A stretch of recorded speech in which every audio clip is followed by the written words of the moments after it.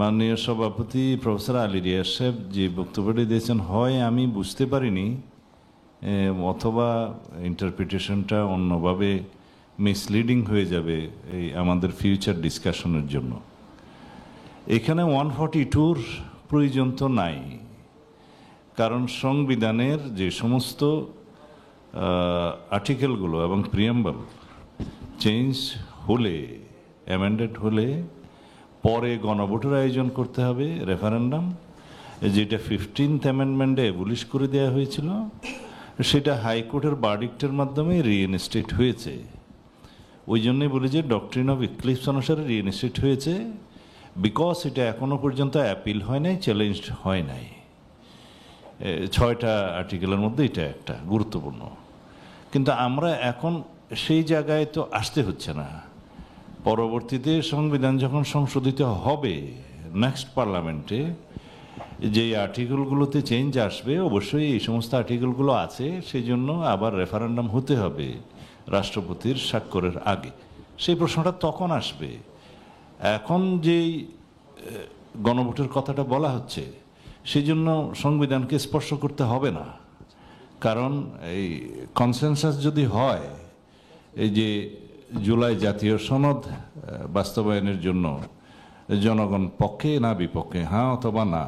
Extreme মশার coil plant fibre দিয়ে তৈরি, তাই সহজে ভাঙে না, সুগন্ধিযুক্ত ও নিরবিচ্ছিন্নভাবে জ্বলে। ডেঙ্গু, চিকুনগুনিয়া বাহি সহ যে কোনো মশার বিরুদ্ধে দেয় এক্সট্রিম সুরক্ষা।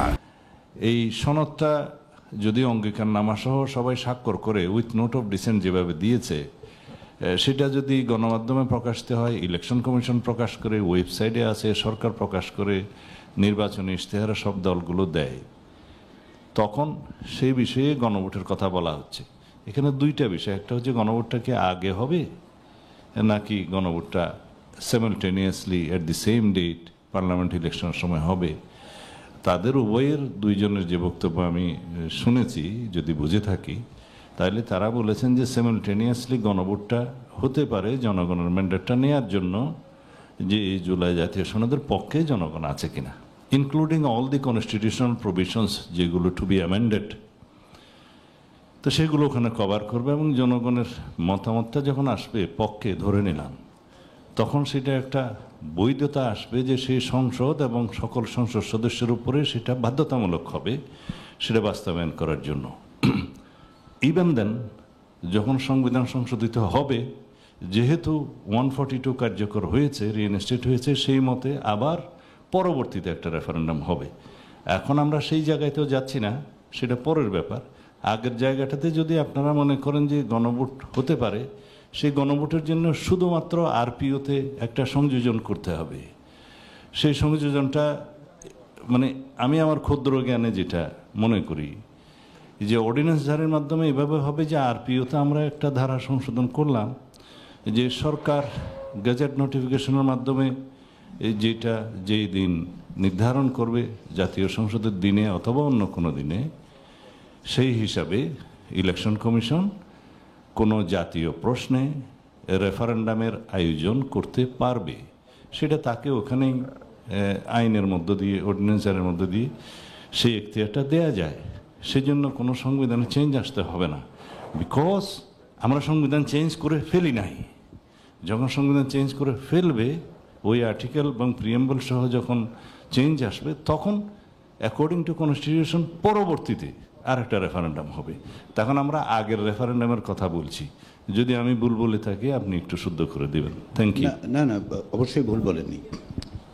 আমার বক্তব্যটা ছিল হচ্ছে পরের রেফারেন্ডাম নিয়ে কিন্তু প্রশ্ন উঠছে না, ওইটা তো গিভেন, ওইটা আপনি যে কোনো, এবং সেগুলি যেহেতু আমরা সকলে এখানে কিন্তু এগ্রিও করেছি যে আসলে রেফারেন্ডাম কী কী বিষয় হবে সেটাও আমরা বলেছি, স্পেসিফাই করে দিয়েছি যে এই বিষয়গুলোতে রেফারেন্ডাম হতে হবে। যদি কনস্টিটিউশন অ্যামেন্ডেড হয় তাহলে যেতে হবে। এটা হচ্ছে পরের বিষয়, ওইটা কমপ্লিটলি এখন আমাদের আলোচনার বিষয় না। আমি যেটা প্রশ্নটা মোশতাক ভাইয়ের ক্ষেত্রে বলেছিলাম, যে এই যে পরিবর্তনগুলো আমাদের জাতীয় সনদে যেগুলো উল্লেখিত হয়েছে, তার কিছু কিছু বিষয় তো বেসিক স্ট্রাকচারের অংশ, তাই তো? এখন যদি আপনি যে আইনসভা তৈরি হবে, এটা আমার প্রশ্ন রবীন্দ্র সাহেব, আমার প্রশ্ন যে যেই স্ট্রাকচারটা আমরা তৈরি করবে, সেই স্ট্রাকচার যখন এগুলো চেঞ্জ করবে, তো এটা যদি বেসিক স্ট্রাকচারের পার্ট হয় একটা মানে সেইটা কি এই 142 আন্ডারে অর্থাৎ কনস্টিটিউশন অ্যামেন্ডমেন্টের মধ্যে সেই প্রশ্নটা উঠবে কিনা যে তার ইসে আছে, ক্যাপাসিটি আছে?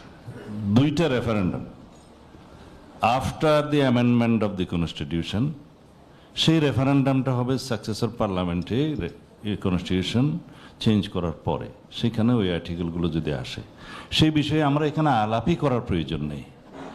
আমরা আলাপ করছি যে রেফারেন্ডামের কোশ্চেনটা এসছে যে জুলাই জাতীয় সনদ, তার মধ্যে যে কনস্টিটিউশনাল প্রভিশনগুলো প্রপোজ করা হয়েছে অ্যামেন্ড করার জন্য, সেগুলো সহ এই জুলাই জাতীয় সনদ জনগণ পক্ষে কি বিপক্ষে, সেইটার রেফারেন্ডামটা যাতে একটা লেজিটিমেসি আসে, একটা ম্যান্ডেট আসে জনগণের পক্ষ থেকে, যাতে সবাই নেক্সট পার্লামেন্ট এবং অল দি পার্লামেন্ট মেম্বার যাতে এটা বাধ্য থাকে, কম্পেলড হয় যে জনগণের ভার্ডিক্ট তারা, এবং একটা লেজিটিমেসি আসে। সেই লেজিটিমেসির জন্য কোনো কনস্টিটিউশনের চেঞ্জের এখন দরকার নাই, শুধুমাত্র আরপিওতে ইলেকশন কমিশনকে ক্ষমতাটা দেয়া হবে, সেটার অ্যামেন্ডমেন্টটা সংযোজনটা একটা ধারার মধ্যে আনতে হবে। এভাবে যদি সরকার গ্যাজেট নোটিফিকেশনের মাধ্যমে গণভোটের আয়োজন করে কোনো জাতীয় প্রশ্নে, সেই গণভোট জাতীয় সংসদ নির্বাচনের দিনে একই সাথে অথবা অন্য কোনো দিনে, আমি অথবাটা যেহেতু অপশন আছে সবার আলোচনার জন্য সেই জন্য বলছি, জাতীয় গণভোট পরিচালনা করতে পারে, সেই এখতিয়ারটা ইলেকশন কমিশনকে না দিলে ইলেকশন কমিশন অ্যাট দিয়ার ওন বর্তমান পরিস্থিতিতে সেটা করতে পারবে না। এই কথাটা বলছি, যদি সেইখানে আপনারা এগ্রিড হন, শুধু এইটুকু পরিবর্তন করতে হবে।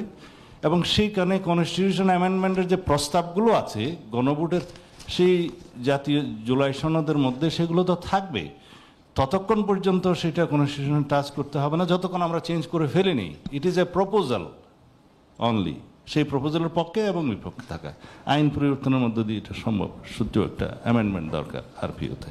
Thank you.